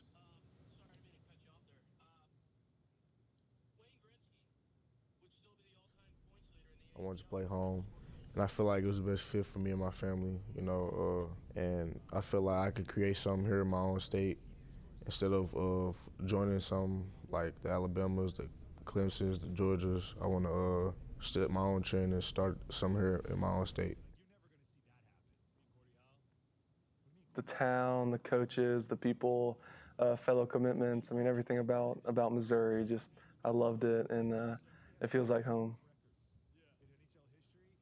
So it felt like a family environment. Just coming up here, everything was just great. Like I just felt welcome. Say what made me flip the most was Coach Drinkwitz. He really sold me on the fact that coming in to help build something new and be a part of, you know, something that's bigger than myself. And I really believe in that. We really liked the visit. You know, we just thought about it a little bit more, and you know, I just with Coach Drink, you know, his future, and you know, hey, I believe in me. And I just want to make that decision. You know, we can relate on a lot of things, and you know, they're just great people, man. Just real great people. Always checking in on me, not just me, but my family too. And you know, that means a lot. I'd say that bond. I'm a big bond type of guy. If I'm able to build a big bond with you and I'm able to trust you, that speaks a lot, because I don't do that with a lot of people. The fact I was able to do it, be comfortable with it with Mizzou, that's what really made it for me. Very cool piece, as you heard from some of the players that have signed their national letter of intents and will be Missouri Tigers from today moving forward. And you heard about vision. You heard about building something special. You also heard about Coach Drink and the future of the program out of the mouths of not the coaches, but of the players that they have recruited. Let's bring into the conversation Missouri's defensive coordinator, my friend Steve Wilkes. It's great to see you. Mike, how you doing? There's some pieces to the puzzle that have been added to the table today. We're very excited about those pieces as well. Great day for Mizzou football. The future looks bright. Very excited about the additions that we have on the defensive side of the ball. Yeah, and at every level, you've been able to bring in players that can contribute right away, it appears. Everything we do, and you and I talked about this before, starts up front. And to be able to add Marquise, Jalen, those guys that I feel like right now can come in and really make an impact. I'm very excited about those guys. The second level, you're talking about X, as we call him, Xavier. This guy has tremendous size and speed, quickness, good lateral movement, and you always got to have a lockdown corner.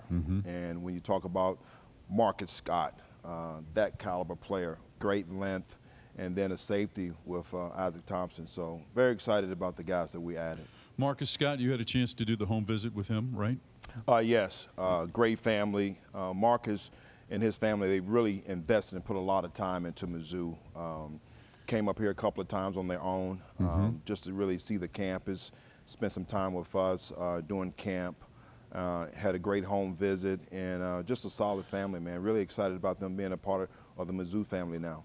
I understand there was a memorable meal that took place as well. I can't share that. Until somebody can cook in that household. You know, we were watching those guys say, why Mizzou? And Xavier Simmons, the young man from Greensboro, North Carolina, popped up, 6'3", 225-pound linebacker. That's a serious cat now. I mean, he looked right in the camera, and you could just see that there's a passion and a focus and a determination there. A lot of passion. He's really wise beyond his years. Serious about ball. Academics extremely important to him as well, which it should be. But he really puts a lot of time and effort into his craft. So I love X, everything about him, everything about his family. So again, great addition for us. Let's go back up front because I want to talk a little bit about Marquise Gracial, a young man from St. Charles, Missouri. Al was just here, Davis, talking about, you know, what this young man can bring to the table and how good he is right now and his size. Made a comparison to Sheldon Richardson, which Tiger fans remember how good of a player at Missouri Sheldon was, but also how good in the NFL he is. Just a thought on Marquise Gracial and kind of how Steve Wilkes, as the defensive coordinator, envisions the opportunity to utilize the skills of that young man. Well, a great comparison. One, I coached Sheldon at Cleveland, and I think is spot on. Marquise is very physical, can really hold the point of attack. Great job splitting the double teams, as you can see, and he can really create that one-on-one matchup inside. When you put him on a guard, he can win that matchup. So he's extremely quick off the ball. And I think he gives a lot, really, when you talk about a three-down lineman, he can still stay on the field on third down and rush the quarterback. So just a quick note, we had an opportunity to go see him at his banquet. And before the banquet, he was in the gymnasium messing around with the basketball. And I'm just telling you, this guy has phenomenal quickness. his feet, his change of direction. He's a legitimate basketball player. So when you can translate that athleticism on the football field, I can't wait to start really molding this guy. Another guy from St. Louis, Isaac Thompson, played at University High School, comes in, as you mentioned, is going to be a safety. A guy who is ahead of his time, maybe, in terms of a maturity standpoint, understanding the game of football. Is that accurate? I would say yes. My early on process with these guys, I started getting these guys on Zoom and just really talking football, terminology, technique, taking some of their plays as well as our plays and just going through them. And it was probably maybe by the time I made that cycle and got back to Isaac, it was probably 2.5 weeks. And his recall of the things that we had talked about 2.5 weeks ago was phenomenal. I mean, this guy studies and understands the game of football. Again, puts a lot of time into his craft. So he's going to be that quarterback for us on the defensive side of the ball. How important is this time right now? And I've asked this question before, so it's redundant for the audience, but I think it's important to get the point of view of others. This point in time now between the end of the season and the bowl game, in terms of developing and building a program, because that's what we're talking about, not just a season. We're building a program here at the University of Missouri. The amount of time to have extra practices, extra individual work to be able to lay the foundation moving forward. It's extremely important. I just left a defensive meeting with the guys coming down here, and one of the things I talked about was our young players, and Darius Jackson being one of those guys that I have seen within the last 2 weeks just get better, and these practices help those young guys to continue to develop. So it's important for our fan base, it's important for alumni in the university to take part in the bowl game, but it's extremely important for our young guys, our players, to continue to develop throughout these practices. So it's important. It's Darius announced his arrival during the Florida game. I said Darius announced his arrival during the Florida game. You put him on the field, and he looked like he was up to being on the stage. The one thing that Coach Drink asked us earlier about our freshmen coming in, and my recall from him, I said, it's not too big for him. It is not too big. And you saw that out here against Florida. I mean, he made some big plays for us, particularly that third down play. As the season progressed, obviously the defense improved. As you look back and kind of did an evaluation, and you always do that, but as you look back at it, what were some of the reasons why you saw this defense steadily improve during the course of the season? Well, we always talk about act of a champion, and that acronym is all about accountability, commitment, and trust. And to be honest, we didn't have that early on in the year, and it wasn't from a very malicious way. Guys just want to make plays. Guys want to hear their name called. And when you talk about discipline and guys doing their job and standing their gap, that's what you saw the latter part of the year. You saw guys being accountable. You saw guys being committed to doing their job, and you saw that trust throughout the defense. And it started showing up really after the bye. You can see the improvement that we made against Vanderbilt as well as against Georgia in the run game, and it just progressed to South Carolina and Florida. Got to ask you one more question before I let you go. Army and the challenge that they pose for your defense coming up on December the 22nd. I tell you this, we've definitely been studying a lot as a staff. Everybody has their background in the triple. To be honest, we called on our friends, the guys that go against us every year, just trying to pick their brain a little bit. And really, we started last week with fundamentals and technique. I think the biggest thing is that you cannot, I don't care whether you're odd front or even front, you can't play on the ground. And the biggest thing with us is just really emphasizing what we talk about all the time, our weapons, eyes, hands, hips, and feet. These guys do a great job of really cutting it on every level and trying to get you on the ground and trying to get to the perimeter of the defense. So last week is all about fundamentals and technique, and this week we're getting into the scheme element of it. Steve, thank you. It's great to see you. Thank you. That's Missouri's defensive coordinator, Steve Wilkes, the director of recruiting for Mizzou's football program. He's in his first season. He's done a terrific job. His name is Brett Whiteside. He joins us now. How you doing? Yeah, hey, Mike. Great. fantastic day for Mizzou football. So there's so much that goes into it, you know, and it's such a team of individuals that have to play a role. Describe your role as the director of recruiting. Absolutely. As you mentioned, we have a phenomenal staff of coaches, support staff, and it's truly a team effort. You know, I think that in my role, I'm communicating with all of our staff, making sure that we're on top of you know, our key targets, where we're going, logistically how we're doing it, making sure that we have a great plan for them, you know, communicating with them, going out to seeing them in their home, and really just closing this thing out on signing day.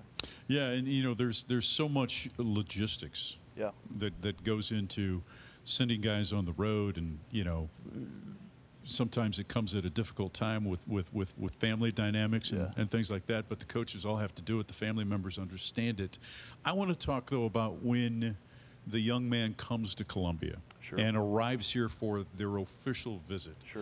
Walk us through that weekend for those individuals. Yeah, absolutely. So we feel like the University of Missouri, Columbia, it's a great place to be. It really sells itself. If we can get here and they can see our facilities that we have, our beautiful campus, and interact with the people, right? So everybody has nice things, nice facilities, but it's really about the people that are inside.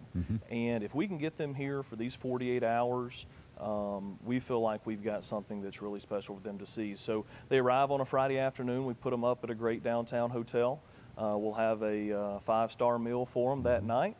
And then they'll enjoy entertainment. We like to go down and bowl and play games with them, with our staff, with some of our players, really get to know our team through their student host. And then on Saturday, you know, we show them around campus. They interact with faculty. Our academics staff just does a phenomenal job with Tammy and her staff. And then the faculty, to give up a Saturday to come talk to prospective students is really special. And so they feel that as they come in and they tour the buildings and they see where they can go to class. And then in the afternoon, we usually do some kind of fun activity. Maybe go over to Coach Drink's house, let them visit over there a little bit. And then we close it out with a nice dinner. Of course, nowadays you have to do the big deluxe photo shoot, video shoot, so we're doing that. And then we talk about how they're going to fit into our team and how they're going to help us this next season. During the recruiting process, it's about getting to know the individual. That's right. Getting to know the support people around them, because no one arrives at this without having the support of others. So the family comes into play, the guardians come to play, things like that, the coaches. But you also, in terms of making the visit personal, you try to learn more about some of their wants, some of their needs, some of their likes. Explain. Yeah, absolutely. I mean, we're very intentional about how we set up a visit for somebody. It's very personalized. It's we tailor it to them. What is it that they want out of the visit? It may be something as simple as one of our staff members asking them directly, what's your favorite snack? You know, what's your favorite candy bar? And we accommodate that, and we want to make sure that everything they do while they're here, they feel that they're important to us, that they're special, and that we're going to do everything we can to make sure they have a good time while they're here on the visit and, you know, for the next 4 years. And when they arrive in that hotel room, not only do they have some of their favorite snacks, but there's also some other items that might be there to remind them where they are. I know Alex McMurtry's already been on and talked a little bit about our creative staff, but they do a phenomenal job. They're so cutting edge, and they work so hard to put some of these graphics together where they can, you know, envision themselves being a player here. So when they walk in, it's all these graphics laid out across their bed where they can see themselves in a Mizzou jersey. When do you know it's a good visit, or how do you know it's been a good visit? I think just, you know, in the closing meetings when they meet with the head coach. You know, I know that Coach Drink asks them, you know, how was your visit? What stood out to you? And just hearing those little special things where they say, you know, as soon as I walked in my room, I knew that, you know, that this was going to be a special day, or, you know, had a great time interacting with the players. And so I think that just getting that reaffirmation as they close out the visit, as they walk out the door, when they say, you know, we wish we could stay longer, you know that they had a good time and that we were able to show all that Mizzou has to offer. Congratulations on a great day. Thank you. That is Brett Whiteside, Director of Recruiting for Mizzou's football program. I'm Mike Kelly. This is the Year of the Tiger as we recap for you National Signing Day 2021. Coach Drinkwitz will join us here in just a moment, but let's recap the players that have signed today with the Mizzou Tigers. Xavier Simmons out of Greensboro, North Carolina. 6 foot 3 inches tall, 225 pounds. He is a linebacker. A defensive back projected as a safety out of University High School in St. Louis. Isaac Thompson at 6'2 and 205. A running back from El Paso, Texas. Tavares Jones, 5'10", 195 pounds. A defensive back, a lockdown corner from Conroe, Texas. Marcus Scott, 6'2", 170. Valen Erickson out of St. Rita High School in Chicago, Illinois. 6'6", 290-pound offensive lineman. Armand Mimbo, 6'4", 275-pound offensive lineman from Lee Summit, Missouri. From Lebanon, Missouri, Tristan Wilson, 6'5", 250-pound offensive lineman. A quarterback from Sewanee, Georgia, Sam Harn, 6'4", 190 pounds. Jamarian Wayne out of Parkway West High School in Baldwin, Missouri, 6'3", 190, a wide receiver. Makai Miller, 6'1", 185, a wide receiver from Blue Valley North in Overland Park. From East St. Louis, Illinois, Luther Burden III, a wide receiver, ranked number 1 at his position in the United States, 6 feet, 200 pounds. Jalen Marshall, a defensive lineman at 6'5", 275, out of St. Thomas Aquinas High School in Overland Park, Kansas. From St. Charles High School in St. Charles, Missouri, Marquise Gracial, 6'4", 280-pound defensive lineman. And out of Lee Summit, Missouri, a tight end, the very first Tiger to commit, Max Weisner, 6'6", 240 pounds. He is, as we mentioned, a tight end.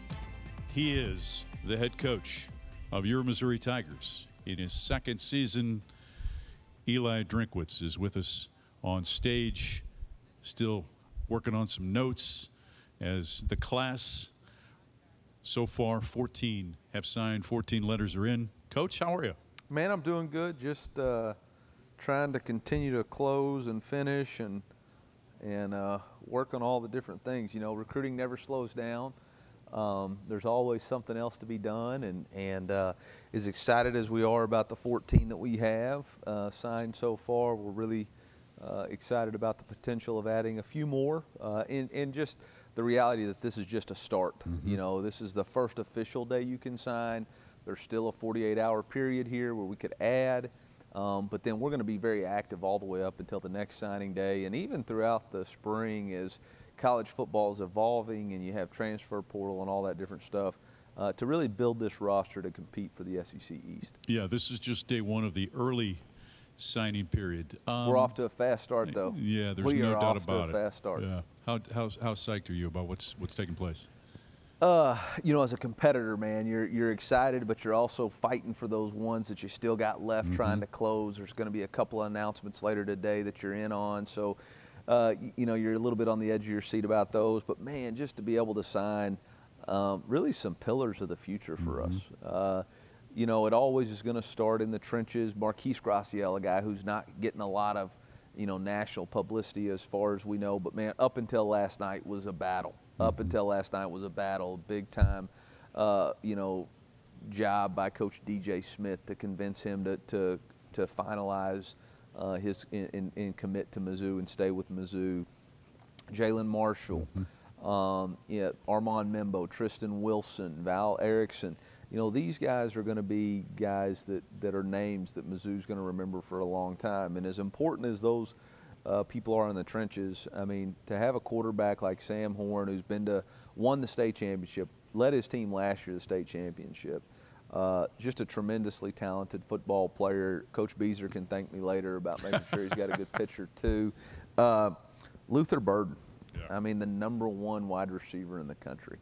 That's pretty remarkable. You know, I just heard a stat. The SEC Network just told me the first time that the consensus all #1 wide receiver in the country, the last time was Calvin Ridley to Alabama. So to get that kind of player here is pretty special. And it's not like he's coming by himself. Makai Miller is a heck of a wide receiver and threat at the slot position. And Jamarian Wayne, a guy who towers over the other two, great ball skills, was in there watching him play basketball.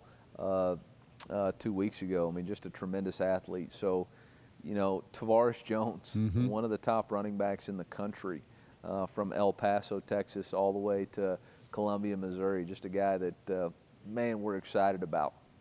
You know, defensive backs, Marcus Scott, Isaac Thompson, two guys that are highly recruited, highly ranked, that have the ability to come in and compete.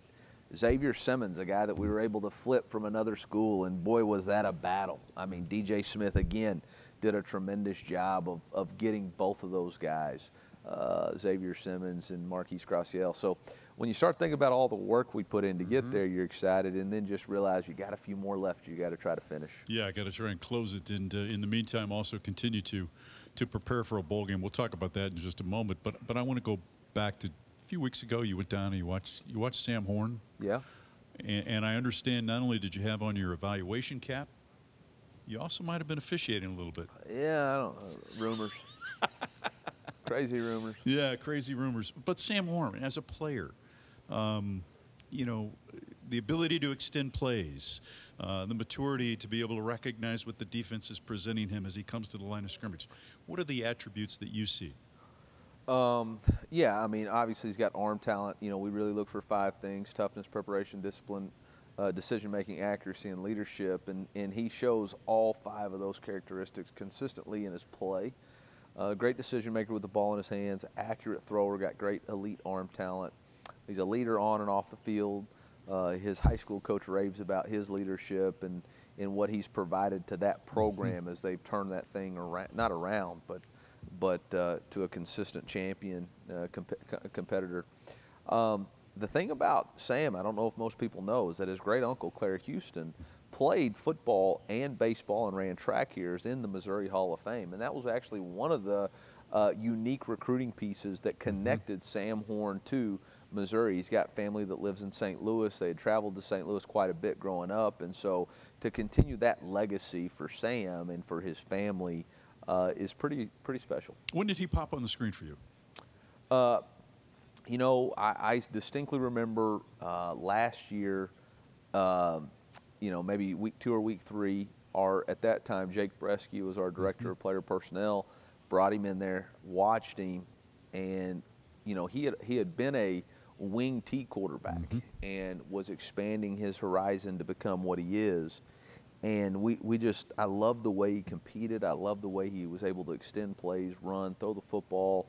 I think we were one of the first, you know, offers, and we were just all over him at that point. Luther Burden is a young man that obviously has gotten a lot of focus, and you just mentioned about, you know, the note from the SEC Network with the #1 player at his position, Calvin Ridley, going to Alabama. Now this being the second one, #1 at his position, to come to Missouri.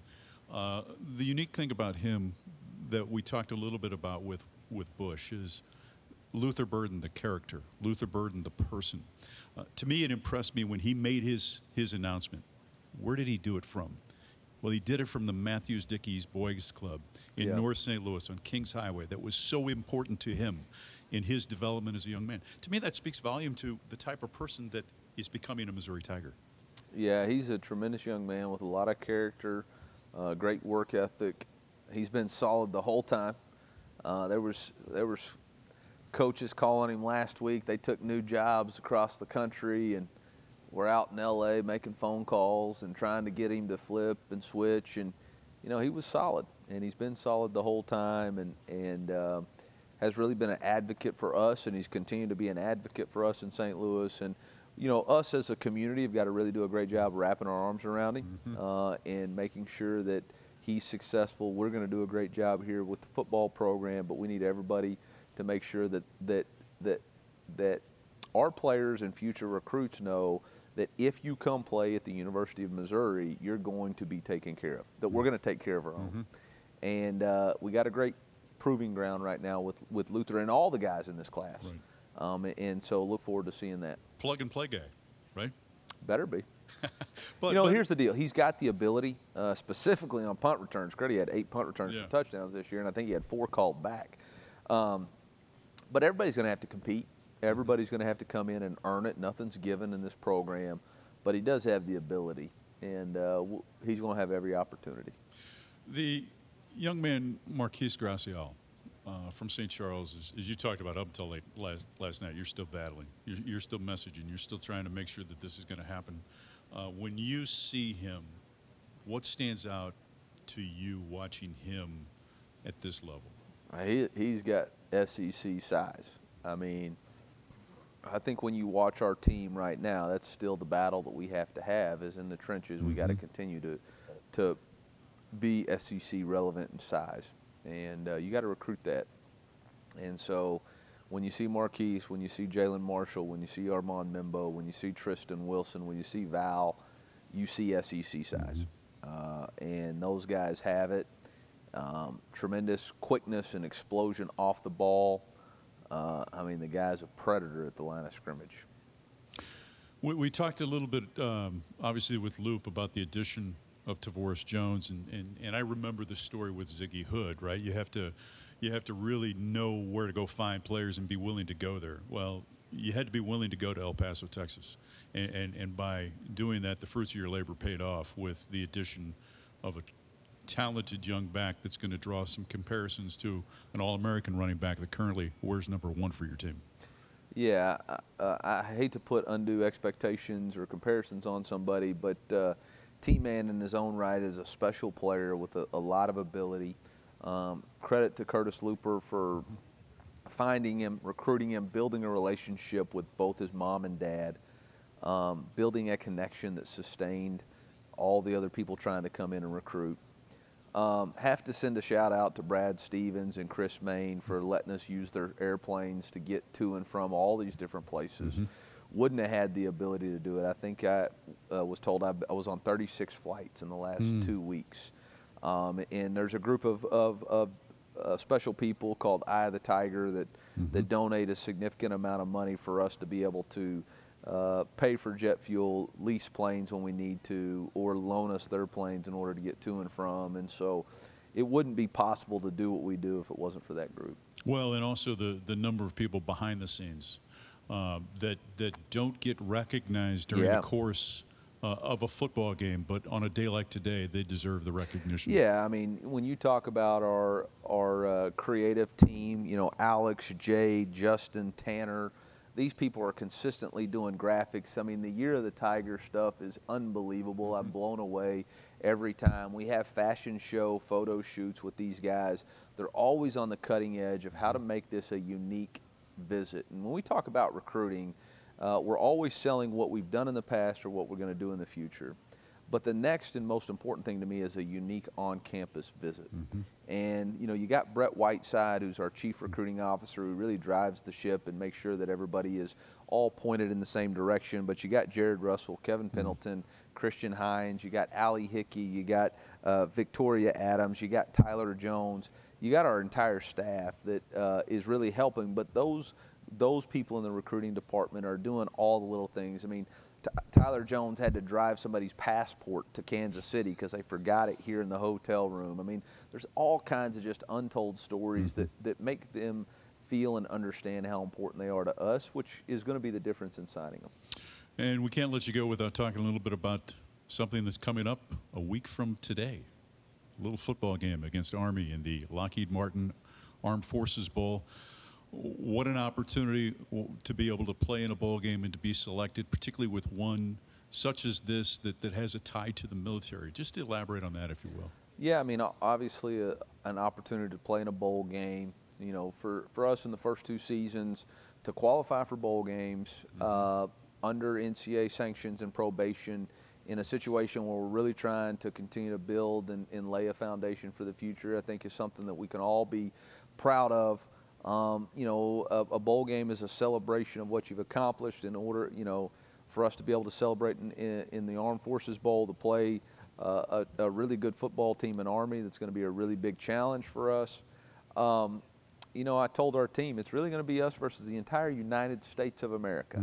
You know, it's Mizzou versus the USA, but that's going to be fun, and it's going to be a challenge that we accept, and we're going to have to, as coaches, do a good job of recruiting today and focusing on what we have at the task at hand, and then being able to flip the script tomorrow and really get after it tomorrow with our first practice for Army.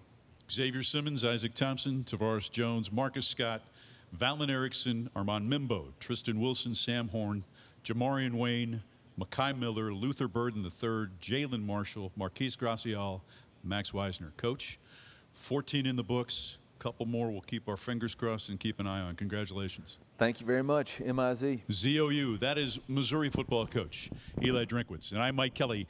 Thanks for tuning in today and joining us for our coverage of the 2021 National Signing Day, the Year of the Tiger. For everyone involved, I'm Mike Kelly, the voice of the Missouri Tigers. Thank you so much and have a blessed day.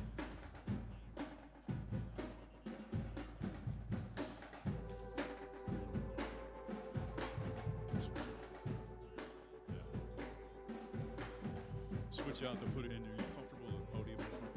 So that's what we're going to switch out.